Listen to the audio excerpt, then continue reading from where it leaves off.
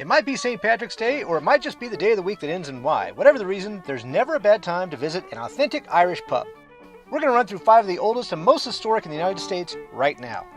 Starting in New York City's Bowery District, we find McSorley's Old Ale House. Founded by Irish immigrant John McSorley in 1854, this place has survived riots, prohibition, and the National Organization for Women. Inside, you find the history of New York City and all the stuff hanging on the walls. Take some time to peruse, and you'll be rewarded with a new perspective of the Irish in this great city. They only serve beer, McSorley's own recipe from the old country, light and dark ale. Get one of each, and get lost in the bar from another time.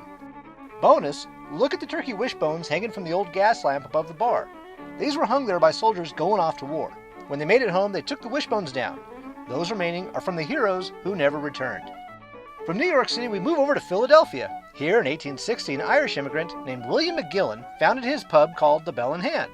Eventually, the name was changed to McGillen's Old Ale House, and they've remained an important spot for locals and visitors alike since their founding. Like McSorley's, you'll find a collection of artifacts that tell the story of the city. Many of them are signs from Philadelphia's most famous businesses, long since gone out of business, but kept alive on the walls of this bar. Don't miss their extensive beer selection or their great food. Bonus, check out the original liquor licenses behind the bar. The oldest one dates from 1871. Not too far away, we find our next spot in Atlantic City.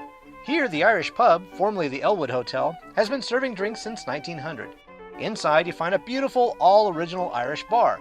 On the walls are pictures of Atlantic City's past, including pictures of all the boxers that have passed through these doors and most likely knocked down a couple of pints while they were knocking down other people. Through paintings and pictures, you get a sense of how exciting this city was in the early 20th century. The Irish Pub was even a speakeasy during Prohibition and was raided by the feds when they decided to crack down on all the fun the city was having.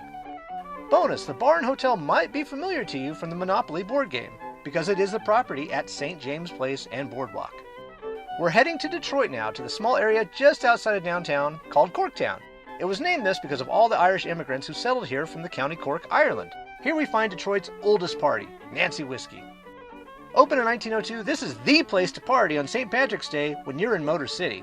They were the first place in the U.S. to import the well-known Irish whiskey Tullamore Dew, and they sell more of it than any bar in the U.S. It's tradition to have a shot the first time you visit, so don't miss yours when you come by. Bonus, check out the phone booth found just inside the bar. Legend has it that it was used by Jimmy Hoffa to make his business calls since his office phone was bugged by the FBI. Our last stop takes us to Chicago, where right in downtown, and the last wooden structure allowed to be built after the Great Chicago Fire of 1871, we find the Green Door Tavern. Built after the notorious fire, this place started life as a grocery store, then a restaurant, and then finally a speakeasy in the mid-1920s. It was run and supplied by the Northside Gang, a gang composed of the children of Irish immigrants. Supposedly, it was Dean O'Banion himself who ran the Green Door Tavern. That's Dean right there. And this is his funeral after he was murdered by Al Capone. Dean was a popular guy. Green Door definitely is a must-see if you're into historic pubs. Bonus, ask them to go downstairs and see the original speakeasy. Furnished like it was back in the 1920s, it's used for private parties now. The place was a non-stop party during Prohibition. So there you go, 5 of the oldest and most historic Irish bars left in the United States. Be sure to visit one, or maybe all of them if you ever get the chance. For Bucket List Bars, I'm Clint Lanier. Cheers! Hey, thanks for watching. We sure hope you enjoyed it. If you know of any bars that we missed that need to be on our list, please put them in the comments below so that we can go check them out ourselves. Until then, please don't forget to subscribe, don't forget to like, share, and comment.